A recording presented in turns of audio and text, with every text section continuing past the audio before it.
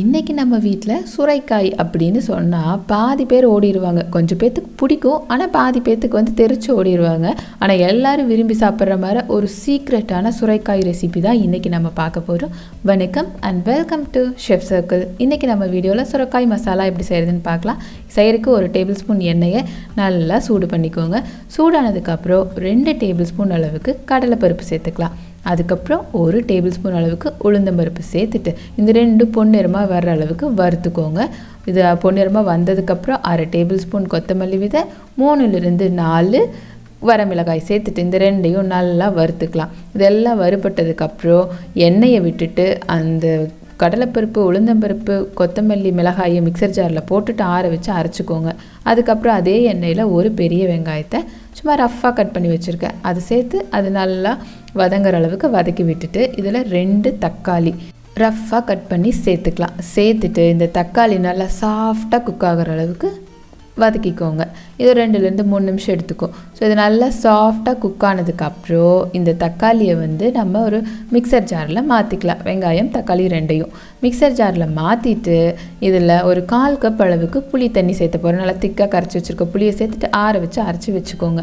அதுக்கப்புறம் பேனில் 1 table spoon எண்ணெய் சேர்த்துட்டு இதில் 1/2 டீஸ்பூன் அளவுக்கு கடுகு, 1/2 டீஸ்பூன் அளவுக்கு சீரகம், இது 2 பொரிஞ்சிரட்டும். அதுக்கப்புறம் 1 கொத்து கறிவேப்பிலை சேர்த்து இது எல்லாத்தையும் நல்லா கிளறி விட்டுக்கலாம். ஸோ கிளறினதுக்கப்புறம் இதில் ஒரு 400 கிராம் அளவுக்கு சுரைக்காய் வந்து கட் பண்ணி வச்சுருக்கேன், அதை சேர்த்துக்கலாம். அந்த விதையெல்லாம் எடுத்துகிட்டு கட் பண்ணி வச்சுருக்கேன். சேர்த்துட்டு இதுக்கு தேவையான அளவு உப்பு சேர்த்து 1 டீஸ்பூன் மஞ்சள் தூள் சேர்த்து இதை நல்லா மிக்ஸ் பண்ணி விட்டுக்கோங்க. இந்த சுரைக்காய் வந்து முத்தாத சுரைக்காயை எடுத்துக்கோங்க. சப்போஸ் முத்தி இருந்துச்சுன்னா அந்த தோலை வந்து எடுத்துகிட்டு கட் பண்ணி போட்டுக்கோங்க. இது மாதிரி நல்லா மிக்ஸ் பண்ணி விட்டுட்டு பேனை கவர் பண்ணி ஒரு 10 நிமிஷத்துக்கு லோ ஃப்ளேமில் குக் பண்ணலாம். அப்படி குக் பண்ணும்போது சுரைக்காய் வந்து ஆல்மோஸ்ட் வெந்துடும். அண்ட் நீங்கள் வந்து ஹை ஃப்ளேமில் வைக்கிறீங்கன்னா கொஞ்சம் தண்ணி தெளித்து வச்சுக்கோங்க.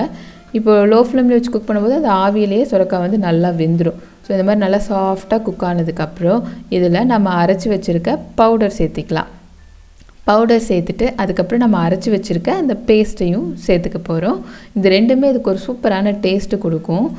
இது நல்லா சேர்த்துட்டு இதுக்கு தேவைப்பட்டால் இன்னொரு 1 டீஸ்பூன் அளவுக்கு காஷ்மீர் ரெட் சில்லி பவுடர் சேர்த்துக்கோங்க. உங்களுக்கோட காரத்துக்கு பொறுத்த அளவுக்கு நீங்கள் வந்து இது சேர்த்தலாமா வேண்டாமான்னு டிசைட் பண்ணிக்கோங்க.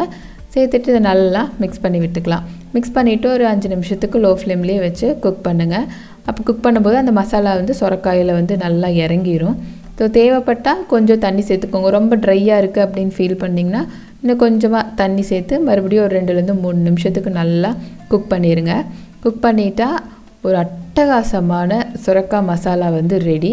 இதை வந்து நீங்கள் ஏதாவது இந்த தேங்காய் பால் சாதம் அப்படி இல்லாட்டி சப்பாத்திக்கு நல்லாயிருக்கும், தோசைக்கு கூட நல்லாயிருக்கும்.